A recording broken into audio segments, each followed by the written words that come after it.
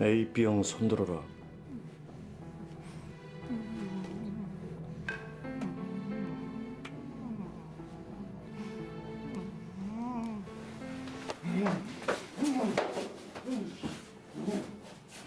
어서 가라. 피 많이 흘렸다.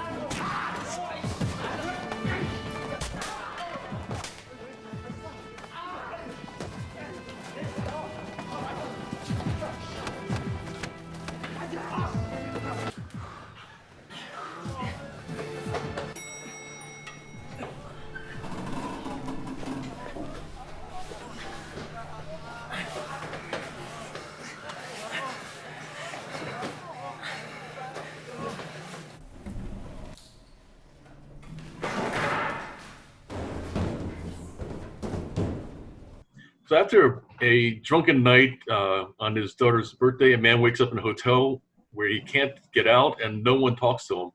He's only fed dumplings and watches television.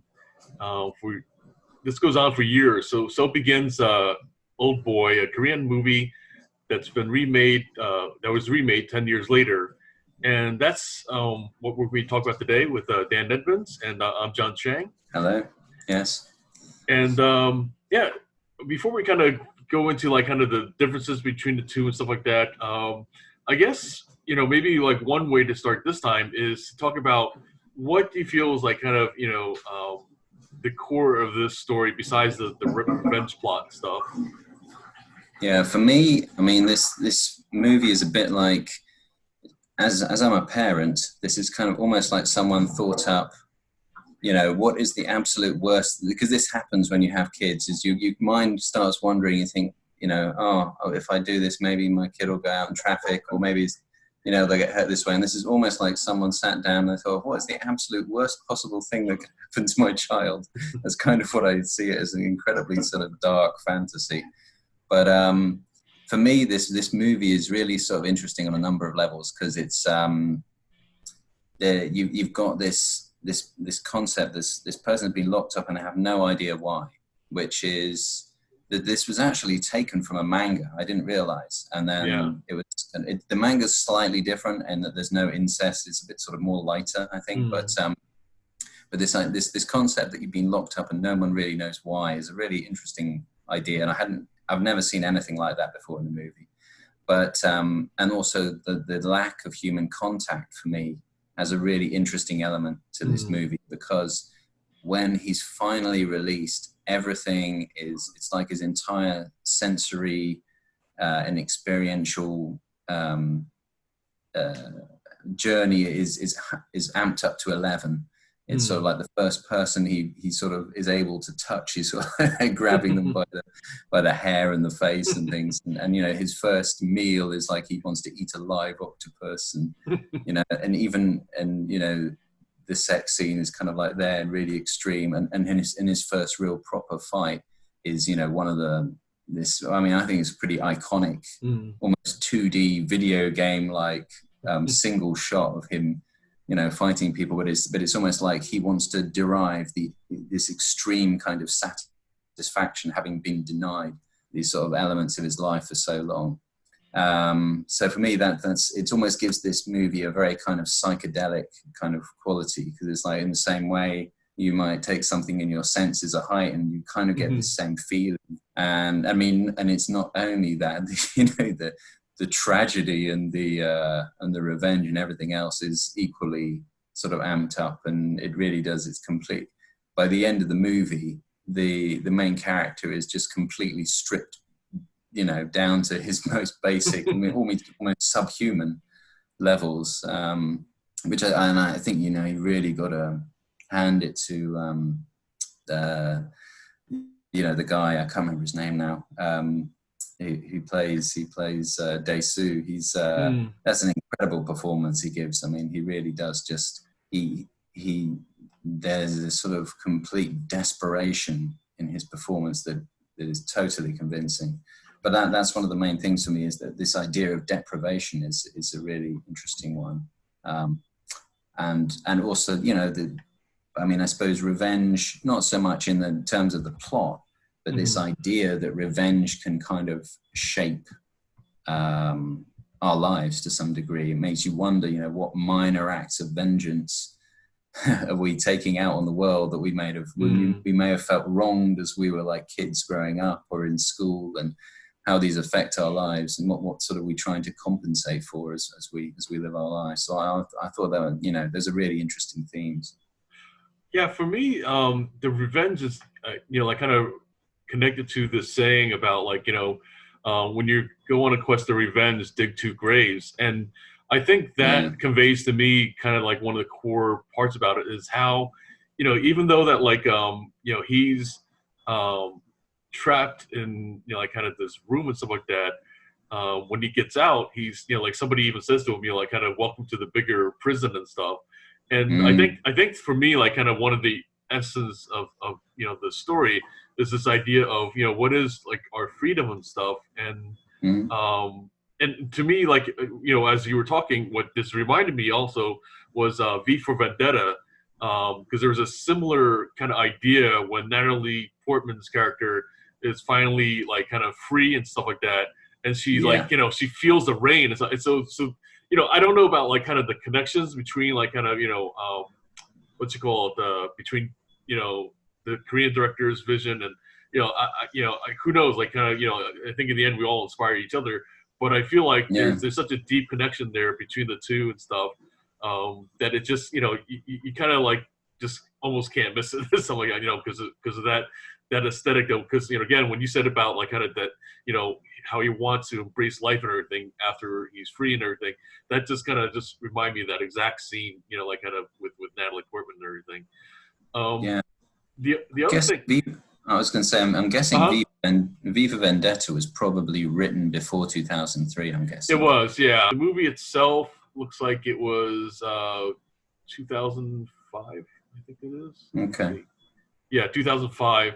So the film itself, anyways, was afterwards. But yeah, I think the other thing is just simply just that, you know, this idea of, you know, yeah, like kind of that he wants to just embrace life and like kind of, you know, like because he literally like swallows it, like, you know, like, like the classic octopus scene. Yeah, I mean, it's really, I mean, it's an amazing shot as well of him just sort of like there with his tentacle kind of writhing out of his mouth. Again, you know, hats off to the actor. I've got to I guess in that like case, I'm doing him a disservice by not getting his name, but yeah, in that case, I guess an animal was harmed in the filming of the movie. Yeah, there. Totally. Yeah, I mean, yeah, it's and it's kind of, and I think what really works in that is that everything is so amped up, and he's been waiting so long to sort of re-experience life that the understated humor is really, really effective. He's just like, you know, well, 15 years of watching people fight, will that have an effect? Massive scene of just people being beaten up with a hammer, and then like, yeah, it works. You know, it's just really, really effective. But so let's get into, I guess, the differences and stuff. You know, like certainly a lot of the general plot points are the same and stuff like that. But I think, you know, like kind of, you know, all things aside about like kind of, I'm sure we'll get into like kind of things that, you know, like kind of are less well done with the 2013 version. But I thought Josh Brolin, you know, out of all the different actors, though, he's probably like the choice that you know, like kind of that would make the most sense. yeah, I mean I can't imagine anybody else pulling off the role. No, I mean, to be fair to Josh Brolin, he did whatever he could with it. But I mean, for me, the remake just breaks the golden rule so many times through that movie. It's like, you know, show don't tell, and it's like in the first scene, Josh Brolin's there going, "I'm drunk," and then he's there going, "I'm a changed man." And then Elizabeth Olsen's there going, "Oh, I'll follow you. Yeah, we'll go and find out what's happened." And it just happens all the way through the movie. Yeah. And I've got 20 minutes and I thought, well, I really don't actually have to pay attention to this movie because they're just telling me what's going to happen all the way through it. And I was just really surprised that, like, you know, Spike Lee wouldn't, or someone in the whole thing didn't just say, hang on a minute. Because it just, yeah. And I mean, to be honest with you, given this was 2013, part of me just thought this is like a companion piece to a Marvel's newly announced What If. It's almost like, what if Thanos had another daughter? It turned out to be Scarlet Witch, and Nick Fury and Mantis had to team up against them. It's almost like they could make it like a Marvel noir or something like that and just say, yeah, it's like a really artistic version of a Marvel story. I'm sure they would just get, you know, real like critical praise if they actually remarketed it in that sort of way. But I couldn't get that out of my head. There were so many Marvel characters in there that it was very hard for me to take it seriously, unfortunately. Yeah, I hadn't thought of it that way, but that is so true though, that like kind of, you know, like there you have like kind of, you know, a good chunk of the cast right there.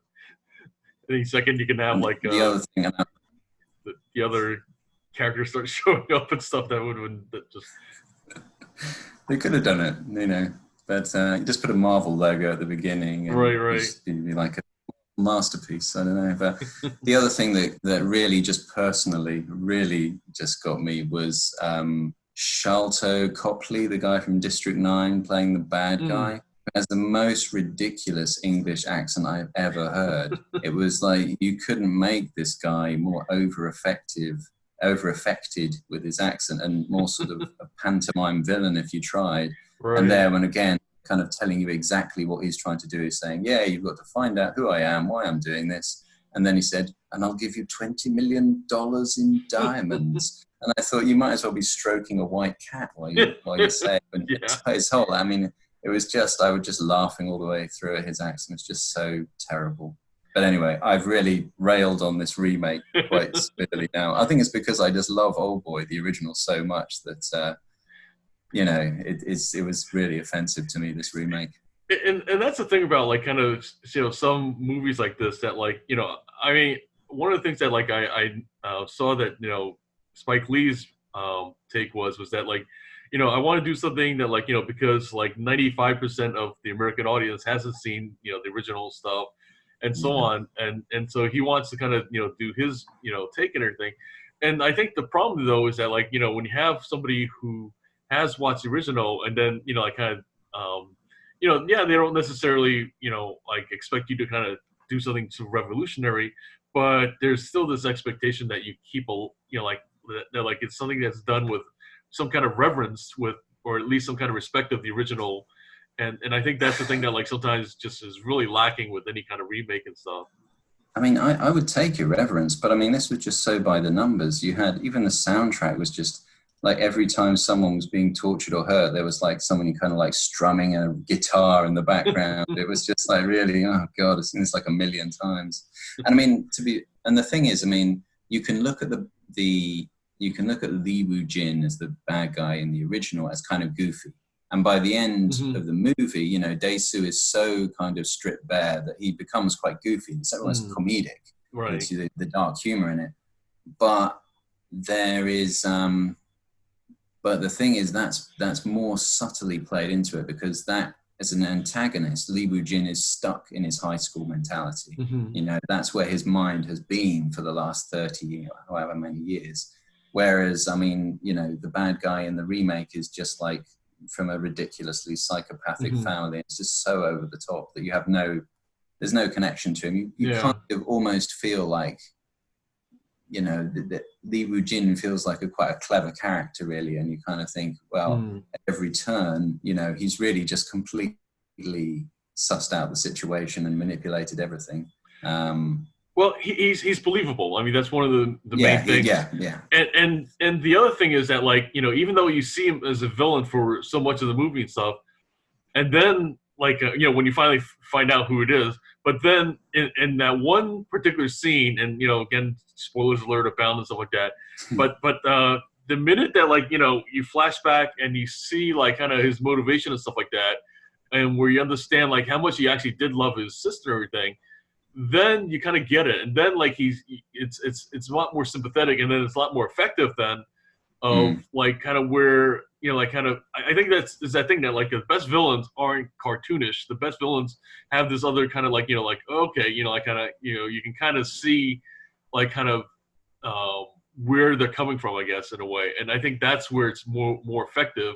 And then I think it also makes it where the whole thing's a tragedy, like kind of, you know, where it's, you know, turns from being like a straight up revenge where like, you know, okay, you killed the villain and it's the end and stuff like that, to then it's like this kind of like, you know, just a really effed up situation overall, right? Where, you know, you have incest, you have, you know, like kind of, you know, sisters killing themselves and like, you know, on, and it just kind of like becomes this huge mess, but in a way that like kind of is more, it's not in a way that like where you kind of go, you know, like you throw your hands up and you kind of give up with the movie. You kind of like it's just such a mess that you kind of go, you know, like kind of you have your mind blown. You kind of like walk away going, oh my god, what did I just see? that kind of thing. And that's when you feel an impact. Then I guess is what I was trying to say. Totally.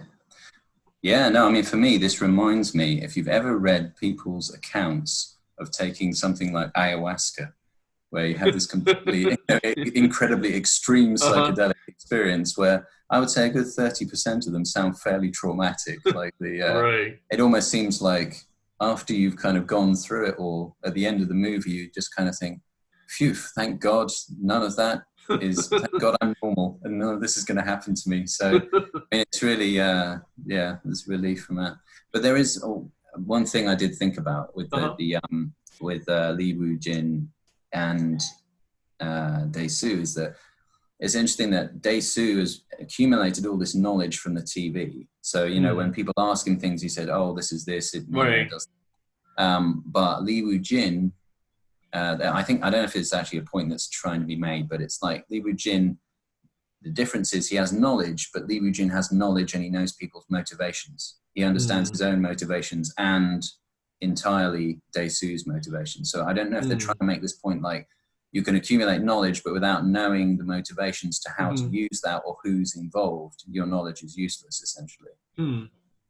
That was just something that occurred to me. But yeah, I mean, definitely one of the other kind of, you know, key ideas or elements of the whole thing too is like motivations, right? Where you know, initially I get, you know, like Dae-soo's motivation is, you know, he's just this kind of guy who, you know, gets drunk and kind of, you know, like kind of where he's kind of just all over the place. He's a mess and stuff like that.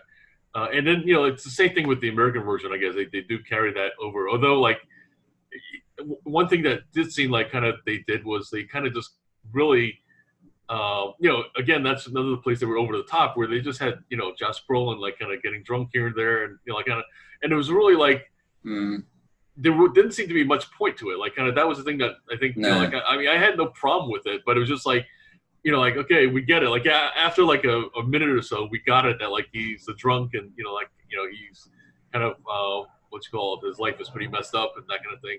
We get that, kind of, you know, like, but they just kept going for about almost, I'd say, a good almost 20 minutes with that. And I thought that was kind of a strange kind of decision and stuff.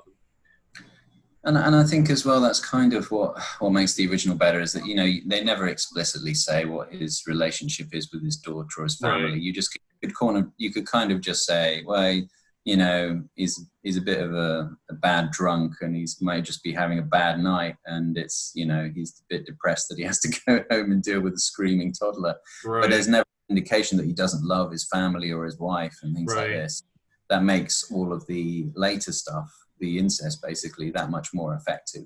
And it's that much devastating for him, which isn't really, I don't know, I just didn't feel that was the case with the remake. And also, like, Josh Brolin seems to be perfectly fine at being locked away with sensory and physical deprivation for 20 years. He comes out, he's just like ready to go and, like, you know, kick ass and take names. It was like, none of the sort of realism that the original had in that respect. Did he in the American version? Did he try to escape? I don't remember if that was the case.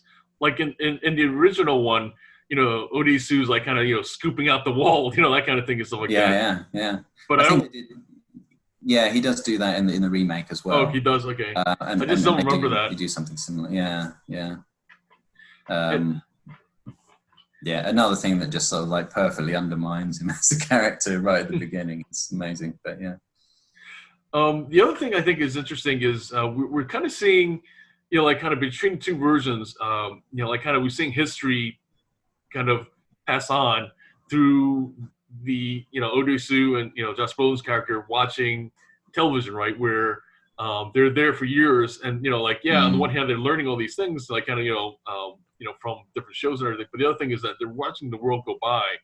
And I thought that was an interesting aspect of, you know, like, if anything, I almost feel like in some ways that's almost like a take or an observation of like kind of that for a number of years, I feel like kind of, you know, that Korea maybe saw themselves as kind of seeing the world go by because of like kind of how, you know, their place was and everything, until like more recently, like kind of, you know, they became a much more dominant player with like kind of, you know, like, you know, certainly now, like just, you know, other than Apple, like, you know, a lot of us have like Samsung phones and like, you know, just different, you know, cars are, you know, like kind of, so somewhere along the ways, they became a world player, whereas for a number of years, and it's particularly, you know, also from what I understand that in the movie industry as well, they were very much stifled by their own government in terms of like kind of, you know, that just like, you know, you know, we certainly, and again, one of the things that's interesting when we say Korean cinema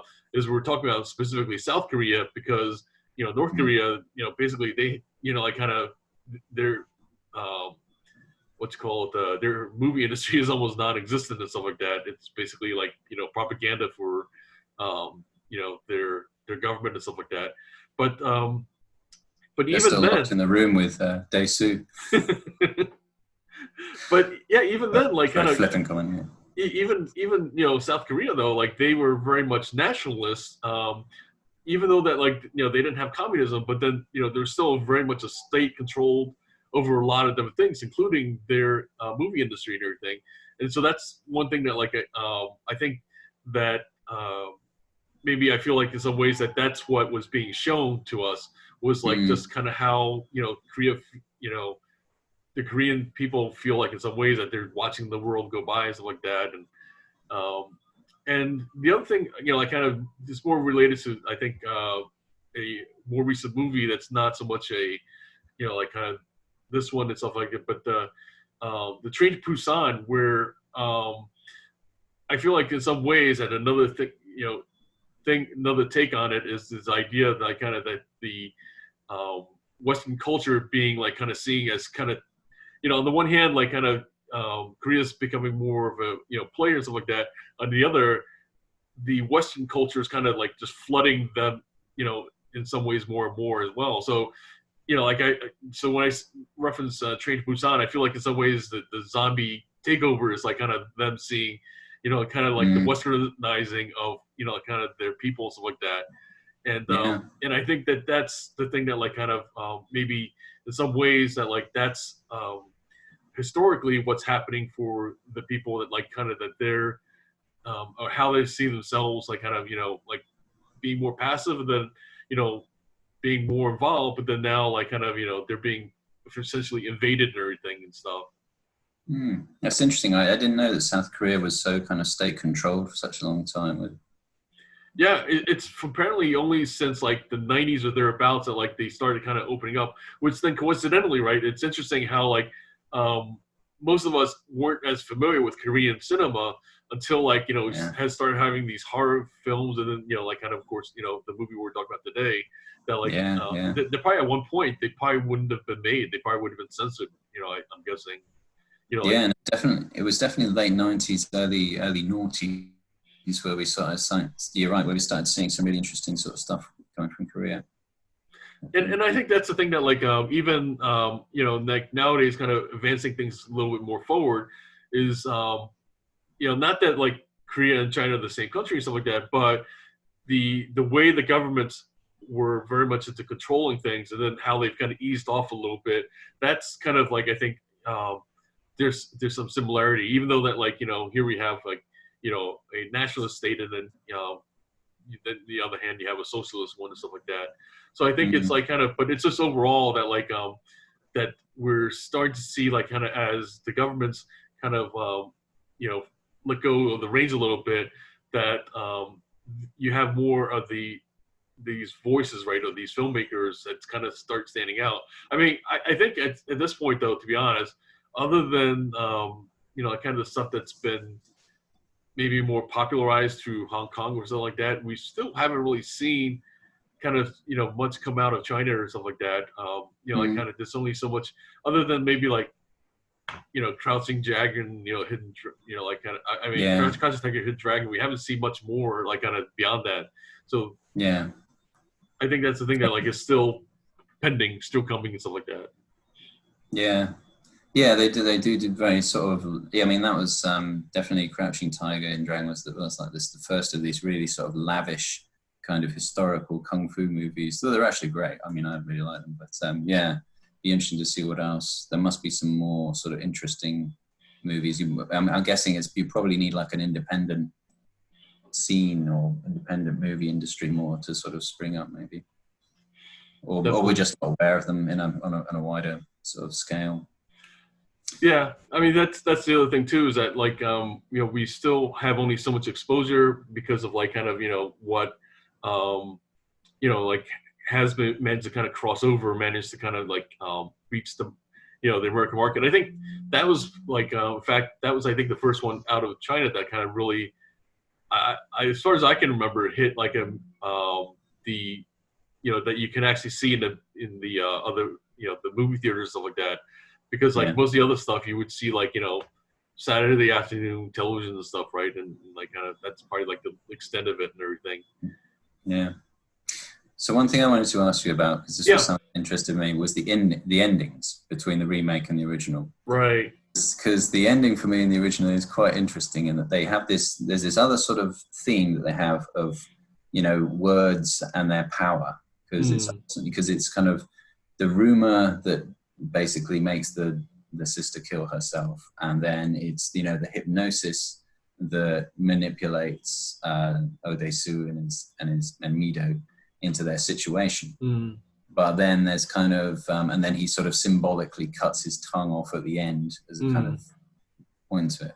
But then it's kind of like, it's one of those movies that you're so kind of blown away by at the end, you're thinking, well, what do you do in Odesu's situation? You know, how can you remedy this? And I mean, I think they've provided you the solution almost in the remake, in that you should just walk away. This is just far too messy. And but I mean, it's this idea that I mean, because I've done a bit of sort of research into hypnosis, and I don't think you can actually hypnotize someone and make them do things like kill people or make them forget that they're married or have children, because there's some subconscious component where you have to agree to what the hypnotist is suggesting. Yeah. That's basically what I got from it.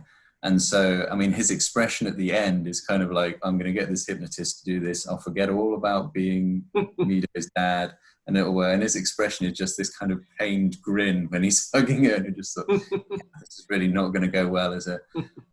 So, I mean, yeah, certainly how it's resolved, I kind of think in a more realistic approach would be the remake of what you would do in that situation, but it's maybe not quite as thought-provoking.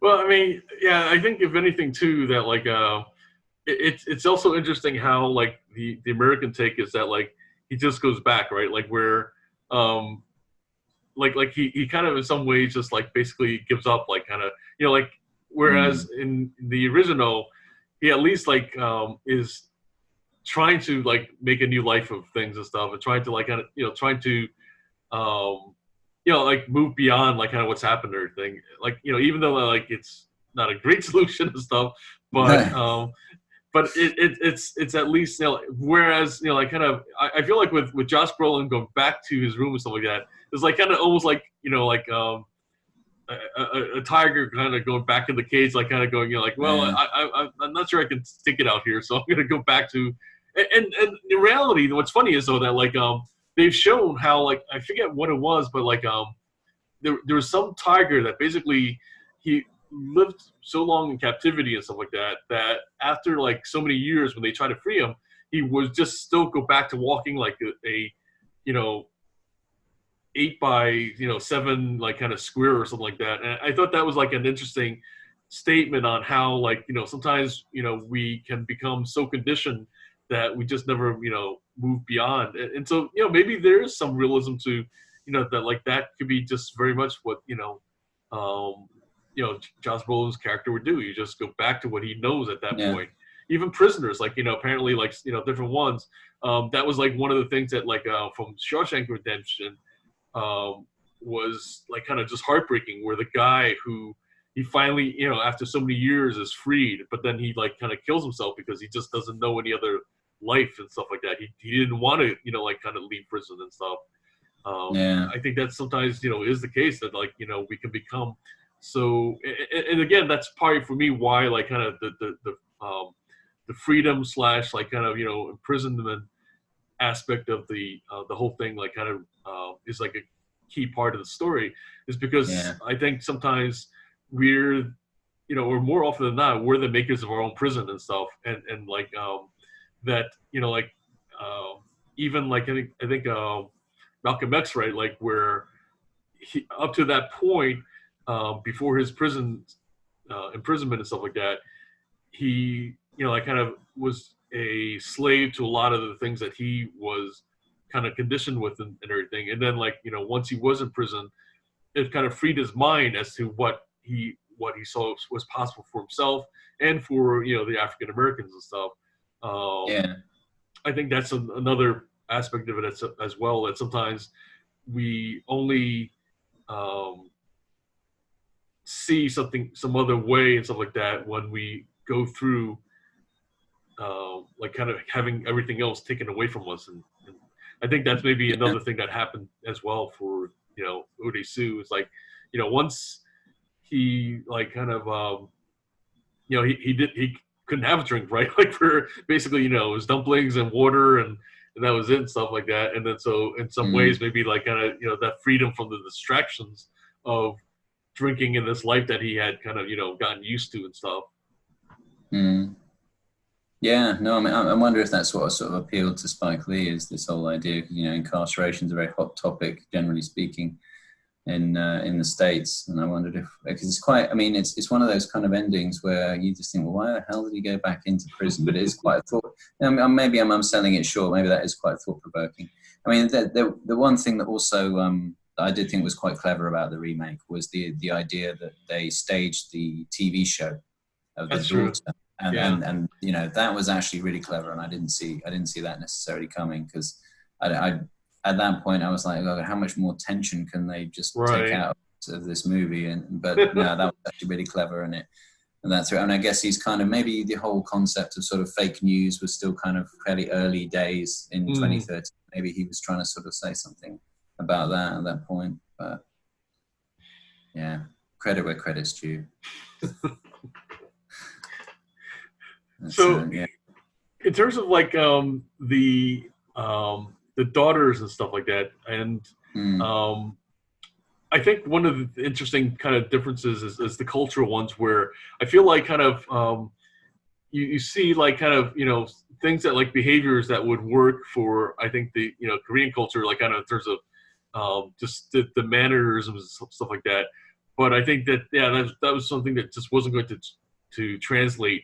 Because you have Elizabeth Olsen's character, besides her, like kind of just her, the actress's general kind of demeanor were like kind of very direct, very much like kind of, other times like kind of you had the sense of being driven or anything. I think that like culturally, like Odisu's, daughter in the original, she like kind of just like, she's very like kind of complicit in like kind of where, like kind of, like she's just kind of tagging along and like kind of, helping him on this quest and stuff like that. And just, I feel like that's something that like just would not fly, like kind of, that you couldn't have, like on the one hand, like Elizabeth Olsen is helping Josh Brolin, but we see like kind of the motivation, like kind of we see that like she's this charity worker and stuff like that, and that kind of like I think is one way that they did kind of like, make it a little bit more convincing that like why she would be, kind of helping Josh Brolin's character and stuff like that. And I think that that's like one of the, and there's probably many more other kind of cultural things like that. But that's one that really stuck out for me. Well, one thing that sort of like, I don't know, that I was thinking about, and to be honest with you, I don't really know enough about Korean culture to sort of really sort of say if this is true.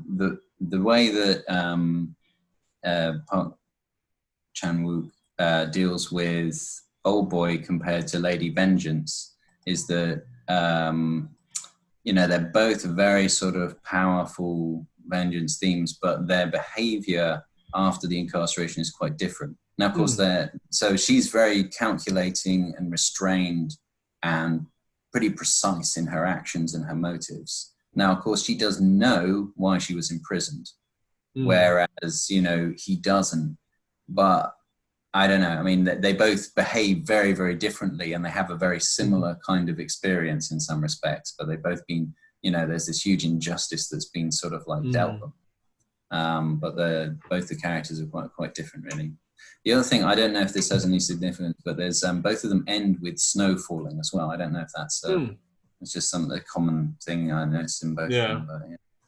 But, that's. I feel like in some ways that's maybe like just an artistic choice. I don't know if it symbolizes anything for the director, but it definitely like kind of I feel like kind of that's like kind of what he wanted to kind of show as like a signature kind of parallel, I guess, and stuff, and so it definitely had that kind of effect. And I think that like the other thing that what you just said about I'm trying to think now that kind of there's something you just said and I'm trying to think back now to the difference between Lady Vengeance and Oldboy.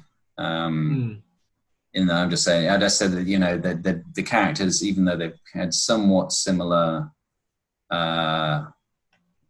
journeys, although the difference is, I was saying that she knows why she's been incarcerated, he doesn't. Right. But quite restrained and calculating. He's more kind of like just experiencing things to 11 and kind of doing things very almost kind of quite impulsively. Yeah, like one thing that stands out also, like kind of between the American version and the the original was like kind of the opening scene, right, where he's got this guy on the precipice, and it seems like it seems like at first that he's going to kill this guy, like kind of like he he's that this is one of the guys that he kind of caught up to, for the revenge and everything like that. And of course, like kind of, it's, that was the striking thing though, was that like, he's actually trying to save the guy, like, and so that, I thought that was like an interesting, I don't know about like mirror effect or like kind of, but it just like was very striking that like, that the irony that's conveyed. And I feel like in some ways, if there's any kind of, parallel to the rest of the movie is the fact that like there's a lot of things that are flipped in terms of what we thought and stuff. Like we kind of talked about originally about the villain being like kind of just this kind of very calculating heartless kind of person and stuff, and it turns out to be like he was very emotional about his sister. And like kind of certainly here we have like Odeisu like kind of originally starting off like kind of being like just basically without any kind of purpose, and then meanwhile he's kind of driven to this purpose, and then like kind of of course after the big reveal, it's like kind of that then he's like if anything he would just rather not have ever achieved a purpose and not have ever like kind of like Yeah, no, I mean, you're right. That's one sort of journey. He has a very sort of aimless, purposeless life, actually, and that's kind of portrayed really quite well as him as a high school kid. And then he attains this great purpose, and then it's a very tragic purpose by the end of it. But yeah, you're right. That's a very interesting sort of arc his character takes. Yeah. So, what do you feel like kind of with the remake that like you talked a lot of things that kind of like flawed about and stuff. But what's something that like you feel like kind of that could have been I don't know, like would have made it more redeeming, or like kind of that would have been, you know, like kind of more of a point to it. You know, like kind of, I think that's one of the things that we talk about from time to time, is that like, other than like kind of, you know, just retelling the story, there should be something else more to it. Like, because we talked before about like, you know, how Westworld has these kind of twists and stuff, and these statements on technology and stuff. So here, like, we have a story, right, that like, you know, the basic revenge story is the same, but then like, and they kind of, you know, like, yeah, they move things, you know, in the timeline forward to where, you know, like kind of instead of 15 years it's 20 years, so we do see like more updated history and stuff like that. But other than that, like kind of, you know, what could have they have done that, like, you know, again, would have made it more of a point, I guess, to making, you know, remaking this. Well, I can tell you what I would have liked to have seen. Okay. I would have liked I would have liked to have seen more subtlety and more nuance and more existential sort of consideration to the characters, which I felt like all of those 3 points from the original were beaten to death with a hammer summarily, just like Josh Brolin does through most of the movie. But yeah, that's. I mean, I think there's some really sort of existential, interesting themes in the original one that just seem to get lost. And it was, you know, it was almost like Spike Lee decided, or somebody in the studio decided, okay, we're going to kind of make this like a Quentin Tarantino pulp kind of movie, but really kind of do that well either. You know, that it didn't have the kind of flair of Robert Rodriguez or someone like that. So yeah, I would have either liked to have seen it be more thoughtful and maybe more psychedelic like the original, or more kind of extreme and more like a Tarantino or sort of Robert Rodriguez movie, but just generally better. Yeah, it's interesting how like some of the choices of things that like kind of that they did as like kind of, you know, Easter eggs, you know, from the original was like kind of, you know, like rather than eating the octopus, it was like in the tank, right? And I think that in a way says it all. Like they maybe toned it down for American audiences, but then like, you know, but then you didn't do something else that kind of like that made it more, I don't know, like and it's hard to say like what you could do, like, you know, yeah, even if you don't eat the octopus, then I don't know, like then something else, right? Like kind of that, like, you know, like maybe he like kind of is just fishing the octopus out of the tank or something, and like kind of, you know, like just playing with it. I don't know, like kind of I guess it had to be something else that like kind of would have been something more like kind of, rather than like kind of just, you know, like toning things down. I mean, I mean, they could have maybe, because I think a lot of these sort of freedom and incarceration stuff was actually kind of, for me, was quite a subtle thing in both movies, actually. And I think maybe they could have made that more of a, you know, done more sort of questions about, you know, what is freedom, you know, and incarceration and stuff like that. Maybe that could have been a theme they could have played with more.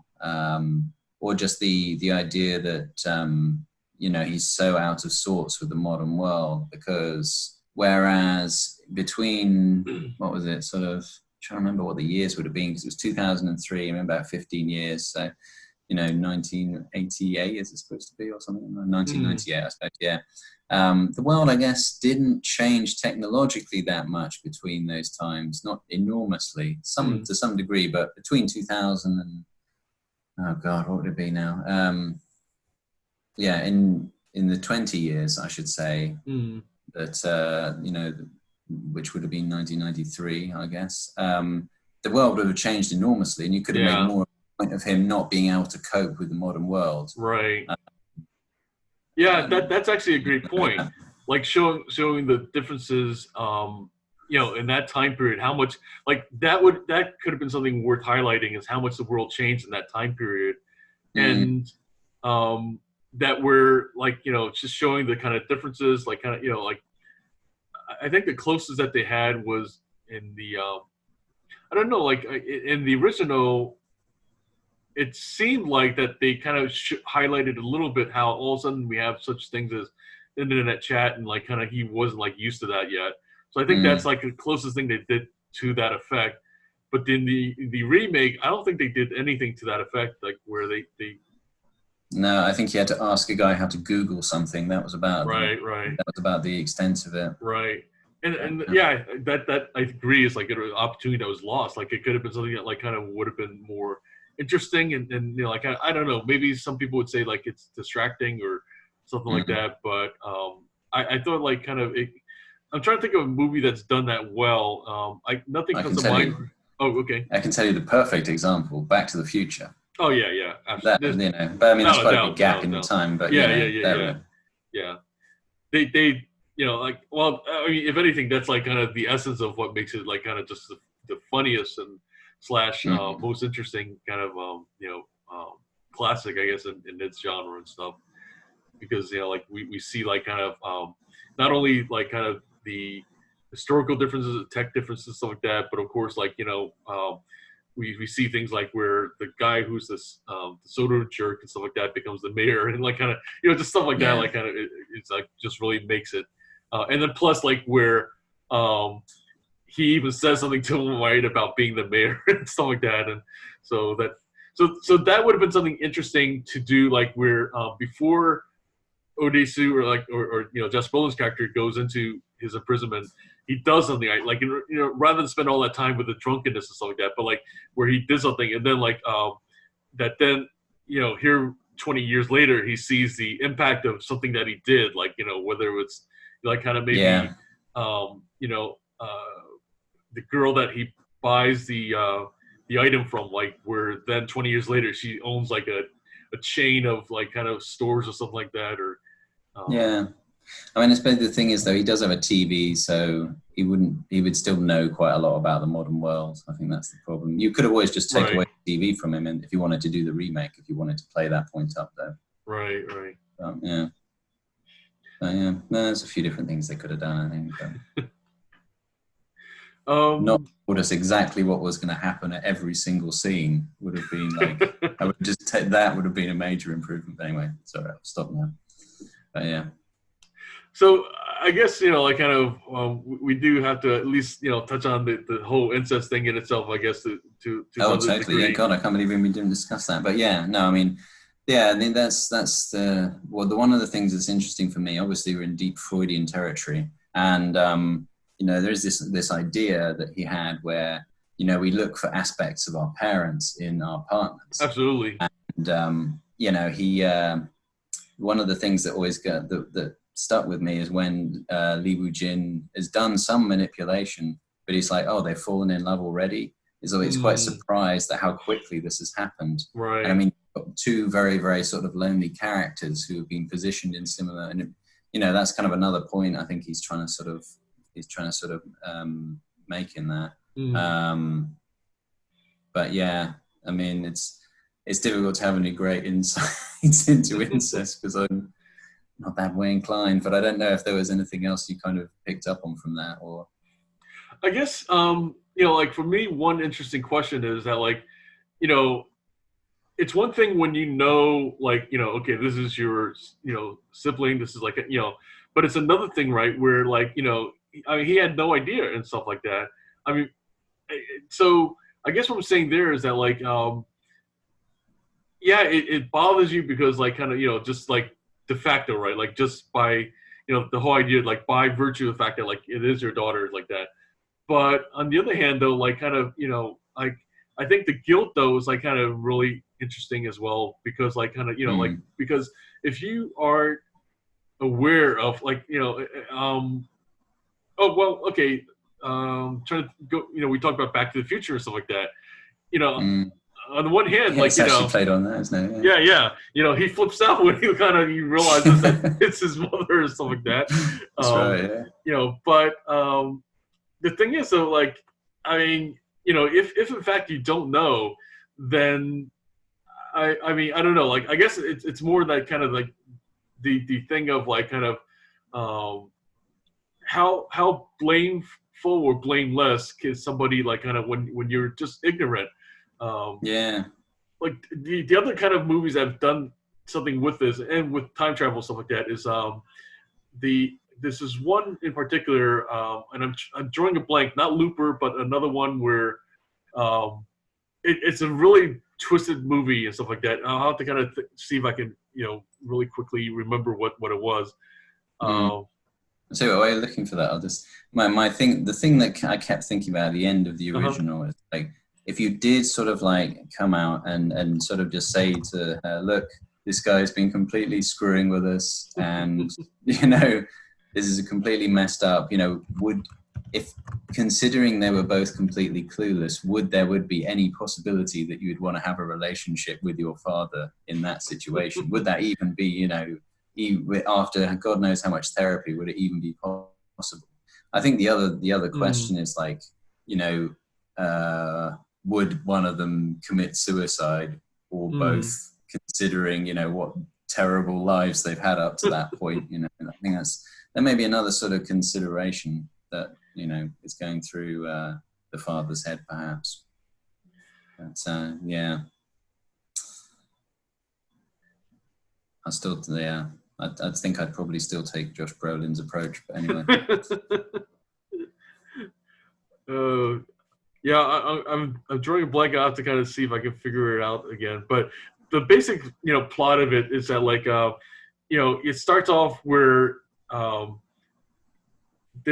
it's the one character, and they're approached, and you know, like kind of to, you know, join this, you know, force to you know, go back in time, and they're like, you know, like this is a real thing and stuff like that, and then come to find out through the course of the movie and stuff like that, is that like, as the person's been going back in time, they're being, you know, like kind of they're you know, not only like kind of, you know, start off as a woman stuff and their sex changes and everything, but then ultimately, and again, like, I don't know how much I want to spoil it, but like the bottom line is that like you realize that like it's a really twisted kind of, you know, timeline thing of like where, you know, like kind of we you know, often talk about the paradox, right? Of like, you know, if you go back and kill your grandfather, could you have really have gone back and everything? Because like, you know, therefore you would never have been born and stuff, and you know, that kind of idea and stuff. So it's something along that lines. I guess maybe the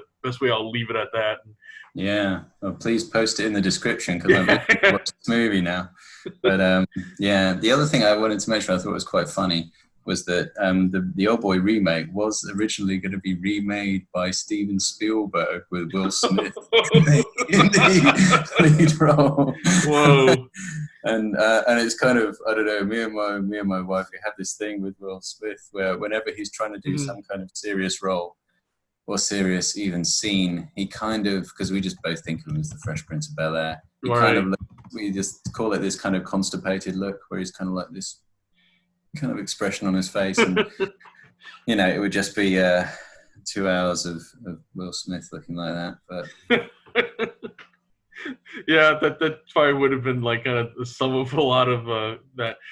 And speaking of which, as we kind of like wind things down, I do really want to at some point talk about, you know, I Am Legend, because like that, you know, that's of course a remake of it's been done multiple times, stuff like that, and yeah, it's definitely one of those movies that like I feel like is really cool to kind of discuss, like not only about, of course, you know, the idea of like kind of you know, vampires and kind of, you know, how the movie itself was done, but also like think you know, one of the central ideas is like kind of how, you know, like who's like kind of like who has the right, or like you know, like we think of, you know, human beings as kind of like the dominant species, therefore like kind of, you know, we have like kind of this kind of divine right, I guess, of all that we survey, that kind of idea.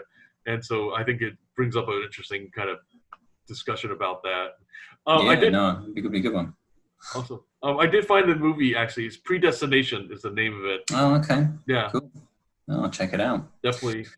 Yeah, I think as I realized though, when we were talking about lists of reboots to watch, they do have to, I think they have to be, at least one of the two movies has to be at least half decent. Otherwise I will be hoping that a hypnotist comes along and makes me forget what I've just sort of seen, much like Odesu. So yeah, I mean, for some of these, like kind of, you know, I think that'll be really interesting, like kind of if we come across any that like that even if we don't discuss it, you know, them, but we'll have to like kind of just at least like in, you know, one of our chats talk about like kind of which ones that like you know, just like you kind of go shake your head as to why was this ever remade? Like kind of, you know, the original was bad, you know, like kind of, and then, you know, like, are you suddenly going to get better with the remake, or Yeah, that is.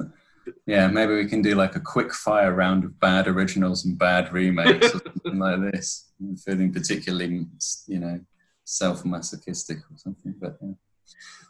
So, any kind of closing thoughts? Any parting shots as to No, I think I've fired all my shots that I can at Spike Lee and the collective Marvel universe of the remake, and I think I'll leave it at that. So I don't think we even need enjoyed to do it immensely. Though. Yeah, I don't think we even need to do like a thumbs up, thumbs down for which one. It's pretty clear. Yeah. No, I did really enjoy watching Oldboy. Then it was. I literally haven't seen that for a good 15 years or so. Oh wow, so okay. If some sort of parallel there to the movie, but yeah. Yeah, if anything, ironically for me, I would say that I wouldn't say I avoided it, but I just never felt like the right time to see it.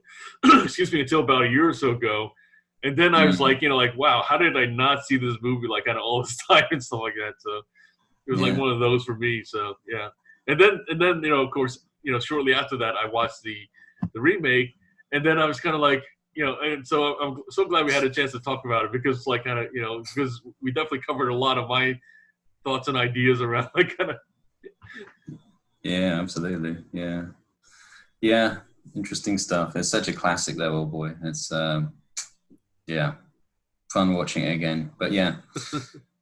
But anyway, we'll have to do I Am Legend. What's next on the agenda? Do you think in terms of reboots? Then, do you want to do it next? That would be a really good one to do, like just because it's so fresh in everyone's mind and stuff. So I would love to do it next, and in fact, I think that's what we shoot for. Excuse me. For folks watching this, we're probably the next broadcast will be actually Night of the Living Dead. So these are a little bit out of sequence that in terms of when we release these versus when we record them and stuff like that. But in terms of our discussion, definitely, I look forward to kind of talk about it. So, yeah, sounds good. Awesome. All right. Well, in that case, then I will say sort of goodbye to the viewers. Alrighty, and this is John signing off as well. So yeah.